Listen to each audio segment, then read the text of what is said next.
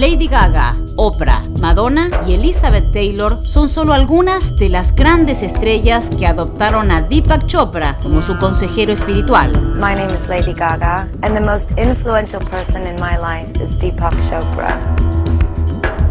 Pero su amistad más larga con una leyenda fue con Michael Jackson, quien lo adoptó como confidente.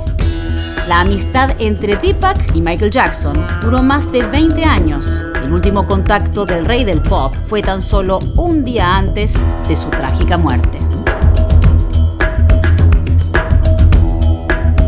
You've had friends that were very dear to you, and some of them are not here, like Michael Jackson, for example. What is your memory of him? Michael Jackson was a very sweet, very humble, artistic genius. When I met him, he was also very innocent. He had very simple habits. He was enormously successful. He had done Thriller. So, for those of us who like living dangerously, this one's for you. You know, over the years, of course, he got a little insecure about his success, which happens to a lot of artists, you know. They're so big that then they get addicted to the success, and then they start worrying about it, and that's when it starts to wane. Okay, before that, they were just being themselves. So it's like they fear losing that level of success. That's it, because a great artist, at least in Hollywood, musician, actor, they're only as good as their last movie or their last hit. And if they can't sustain that, then they start feeling insecure. It drives, the insecurity creates a lot of stress. And that started to happen a little bit with Michael, but then it was the Pepsi accident that happened and he burnt his scalp. And doctors started giving him narcotics and pain pills. And, you know, he started to get a little bit addicted to that. And you know, there's a cabal of doctors in Hollywood who love to initiate addiction and then perpetuate it because you become then dependent on them.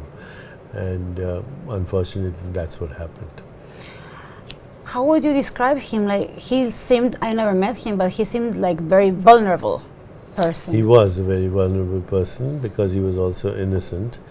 He was a genius though, you know, when he shifted into his musical mood, you saw this was a different person. He was not of this world.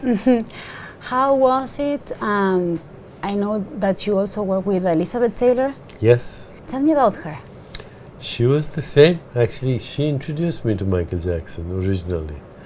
You know, she came to my center in Massachusetts. I had a center. She also struggled with alcohol, drugs, all of that. Same story. It's a story in Hollywood, you know. It's the story of extraordinary, successful people. Starting, going back, Elvis Presley, and you see it still is there.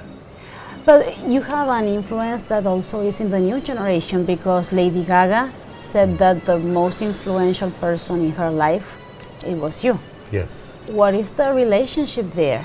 I think when people have extraordinary talents, there's a part of them that's very spiritual. They are even surprised themselves with the extraordinary expression of their genius. Genius is not of the mind, it's of the spirit. And you know, when you are expressing your genius, at least a part of you is connected to the divine. So I think that the great artists, great scientists, they have an element of this spark of divinity that they know exists and they want to learn more about it.